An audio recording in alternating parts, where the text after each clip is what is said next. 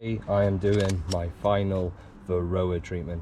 What I'm going to be using today is apibioxyl. It's an oxalic acid. Basically you mix it with 1 pound of sugar, 1 pint of water, so it's a 1-to-1 ratio. With that you then add 1 sachet, 35 grams. This will treat up to 10 hives. I've got 9 hives, well I've got 4 nuke boxes, and then I've got 5 hives by here. So you stick 5 ml across each seam of covered bees. So if you've got external frames, don't worry about putting that on it because there's just no need for it. So I'm choosing this one to start straight away just because I'm looking across every single other hive and they are quite active. This one though is very quiet. It is that time of year you do get, you know, dead hives, so it might just be interesting just to have a little peek just to see how everything is going. I still got some syrup in there which were filled up to the brim, so it'll just be very interesting to see if I have a quiet hive, which no, everything is looking beautiful. That is a stunning looking nuke, especially for the winter. So you place this in there just like so, and we have still got loads of frames covered. That is a beautiful looking nuke to go into the season with. Nice and easy, nothing, you know, sort of bad or worrying to do. We are going to just place this on the top. Now it does say on the package that you do have potentially a higher rate of mortality when it comes to your bees. That's the same with any form of oxalic acid. Ooh. Let's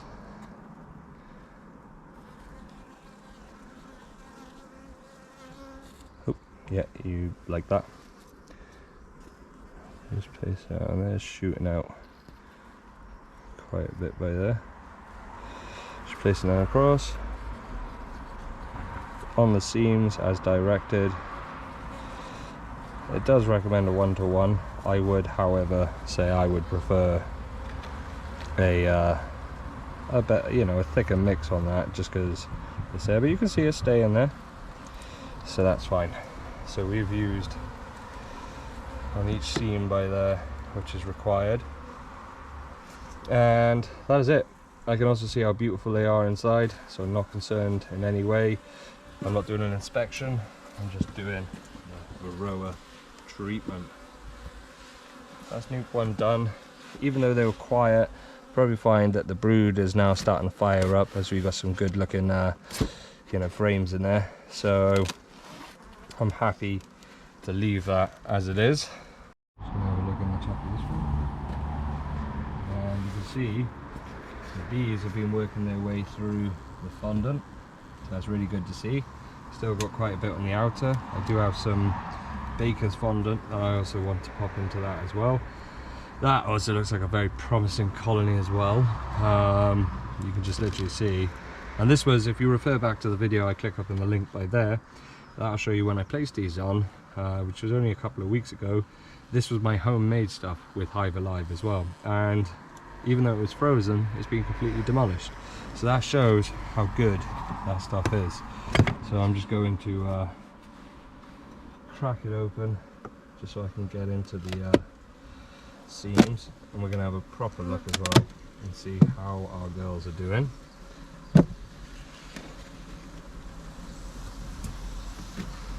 Nice looking, and quite an active amount of bees underneath, so just going to carefully try and place that up. Not going to be too long because I've just upset them a bit there.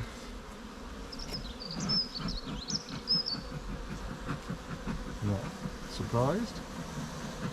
I'll just get them to pop down so I can expose all the frames. So I'm happy with the amount of frames we've got by there.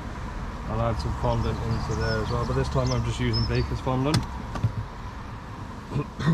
Oh. Oh, sorry.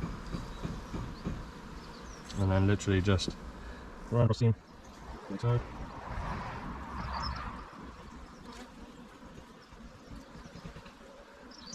I'm really happy with the mixture on that. I think it should be 2 to 1, like a kilogram to a pound, that's a pint. So 2 to 1, but it does recommend that you use 1 to 1, and the 2 out of here. There we go. Okay, that's that. Sorted. Nice back on. So, and I will be up to nice on in 2 minutes. Principle again. Now I've got 2 supers on this one. So that is double deckered. 1 and 2. And this looks like a healthy looking colony. If they're on my second super and they look like that, you're on a winner, guys. I mean, you're on an absolute winner. I'm looking down and that is one gigantic colony, so I'm really impressed with them. Once again, number 1 rule, never treat with a super on. I'll leave them to it. They've got plenty of stores in there. He's living up to his name. Look at that. They are doing a beautiful job inside there. This is a hive that I will treat because obviously I've got the no super on it. So what I would like to say is, if you can, stick your super box on the top, and while you've got it on the top, this is a good time to just pick these up and place them straight there.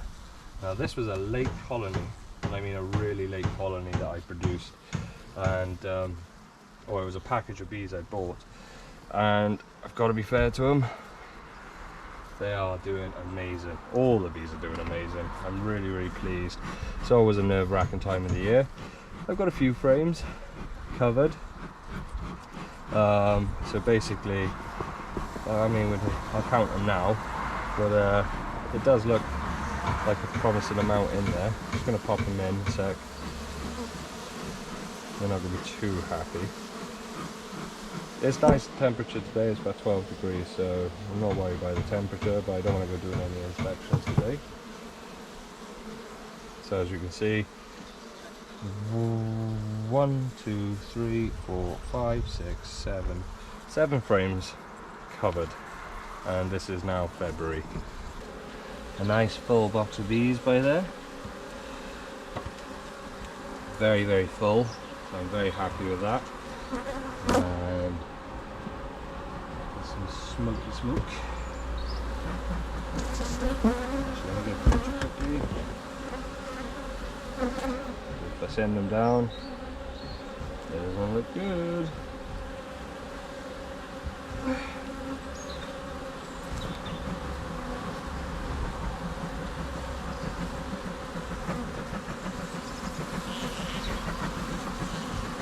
Perfect, and they're going through that fondant nicely, so I'll top up now. I got 1 hive to top now, but then after that,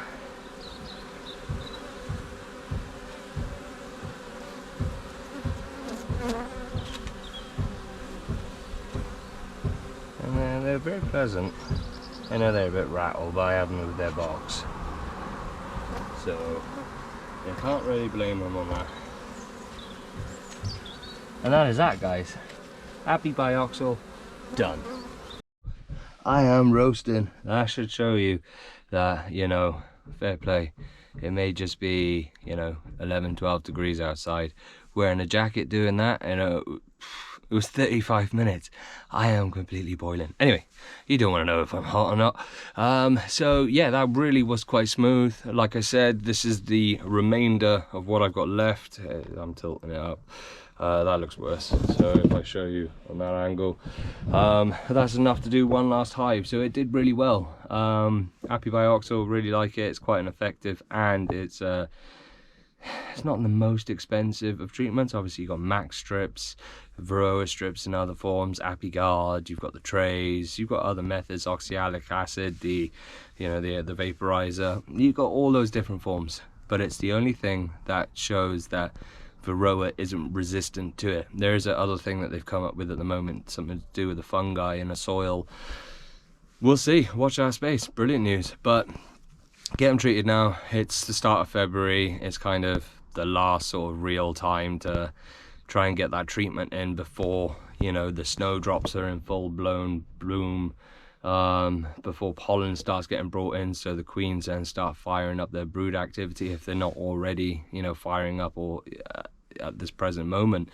There's some really healthy looking colonies out there, you know, and it's just a case of minimizing the amount you go in the hive, leaving enough stock on there for them through the winter, staying on top of that fondant, staying on top of that syrup where you can. Anything above 10 degrees they will feed. They feed below it, but the general rule of thumb is that they won't feed on anything below that temperature, because they like to stay in their cluster form. Who knows, you know. But Happy Bioxyl, I think, is about £8 to £12 a sachet. One sachet does 10 hives. As you've seen, that just treated me nice and easy.